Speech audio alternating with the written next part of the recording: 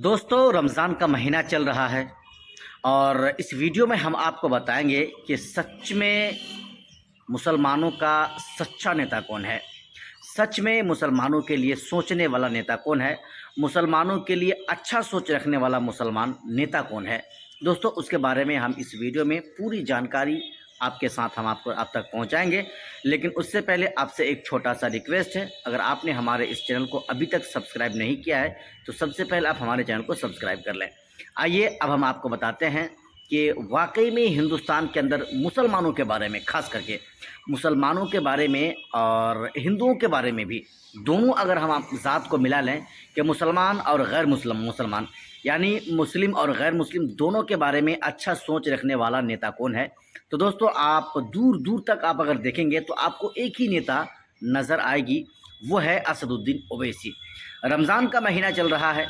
ऐसे तो बहुत सारे नेता हैं जो सांसद बनकर बैठे हैं, विधायक बनकर बैठे हैं, लेकिन वो चाहे मुसलमान हो या गैर मुसलमान, वो रमज़ान का जो है वास्ता देता है, रमज़ान का बहाना लगाता है और फिर लोगों के साथ उनका मिलना जुलना बंद रहता है, लोगों से वो मिलना जुलना एकदम बंद कर रखा है।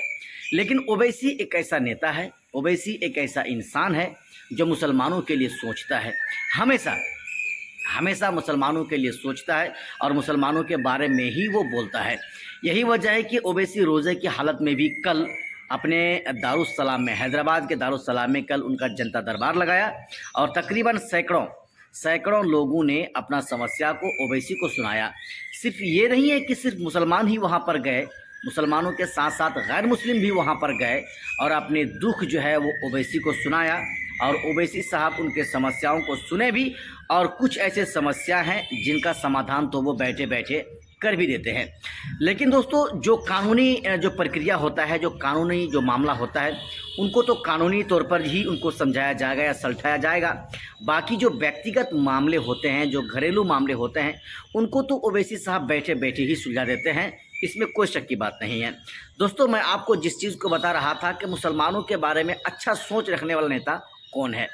इस चीज़ को अगर आप देखेंगे तो पूरे हिंदुस्तान में दूर दूर तक आपको ओवैसी के अलावा कोई नज़र नहीं आएगा। दोस्तों, आप सोचेंगे कि मैं ओवैसी की तरफदारी कर रहा हूँ, ओवैसी की तरफ से मैं ये वीडियो बना रहा हूँ, हालांकि ऐसी कोई बात नहीं है। लेकिन जो सच्चाई है दोस्तों, वो मैं आप तक पहुँचा रहा हूँ और आपको मैं बता रहा हूँ। आप देखे होंगे, मुसलमानों की तो बात छोड़ दीजिए, जो गैर मुस्लिम लोग हैं, चाहे वो सांसद हों या विधायक हों, किसी ने भी जनता दरबार इस रमज़ान में खास करके लगाया हो? नहीं लगाया है। अगर वो गैर मुस्लिम भी विधायक सांसद है तो वो रमज़ान का वास्ता दे रहा है, रमज़ान का नाम लेकर कह रहा है कि रोज़ा चल रहा है, रमज़ान का महीना है, रमज़ान के बाद आइए हम आपके समस्याओं को सुनेंगे और आपकी समस्याओं का समाधान करेंगे। लेकिन ओवैसी एक ऐसा नेता है, हमेशा से जब जब मुसलमानों के शान में या मुसलमानों के हक़ में बोलने की ज़रूरत पड़ी तो सबसे पहले अगर किसी की ज़ुबान खुली, सबसे पहले अगर किसी ने अपनी ज़ुबान खोला तो उसका नाम ओवैसी है, ओवैसी की ज़ुबान है। दोस्तों, इसके अलावा ना CAA NRC में किसी ने कहा और ना ही हाल ही में वक्फ संशोधन बिल जो लागू हो रहा है, ना इनके बारे में किसी ने कहा। सबसे पहले अगर किसी ने आवाज़ उठाई, सबसे पहले अगर किसी की ज़ुबान से अगर आवाज़ निकली तो वो ओवैसी की ज़ुबान है, ओवैसी है। दोस्तों, ओवैसी के बारे में आप क्या सोच रखते हैं, आप हमें हमारे इस वीडियो के नीचे ज़रूर बताएं। लेकिन मैं आपको बताऊं, इसी साल 6 महीने के बाद तकरीबन ठीक बिहार में विधानसभा का चुनाव होना है और उस विधानसभा के चुनाव में बिहार के मुसलमानों के पास एक सबसे बड़ा और एक बहुत बड़ा सोचने का मौका है, उनको सोचने का समय मिला है कि आखिर बिहार का मुसलमान इस बार अपना नेता किसको बनाएगा। तेजस्वी प्रसाद यादव जो लालू प्रसाद यादव के बेटे हैं, हमेशा से इन लोगों ने मुसलमानों का वोट लिया, मुसलमानों को इस्तेमाल किया और जब वोट की बारी ख़त्म, जब ये चुनाव जीत जाते हैं तो फिर आप कौन हम कौन, हमें यूज़ एंड थ्रो के जो कलम होता है, पेन होता है, उसकी तरह हमको अपनी नज़रों से कोसों दूर ये फेंक देता है, यानी मुसलमानों को फेंक देता है। फ़िलहाल दोस्तों, अगर आप वाकई में देखेंगे, सोच समझ कर देखेंगे, गौर व फिक्र करेंगे कि मुसलमानों का मसीहा कौन है, मुसलमानों के बारे में अच्छा सोचता कौन है, तो आपको दोस्तों ओवैसी के अलावा कोई नज़र नहीं आएगी। दोस्तों, इस वीडियो में हम आपको एक और जानकारी ये दे देना चाहेंगे कि आज और अभी संभल के शाही जामा मस्जिद में पुलिस बल की पूरी तैनाती है, वहाँ पर पुख्ता इंतज़ाम है। जो है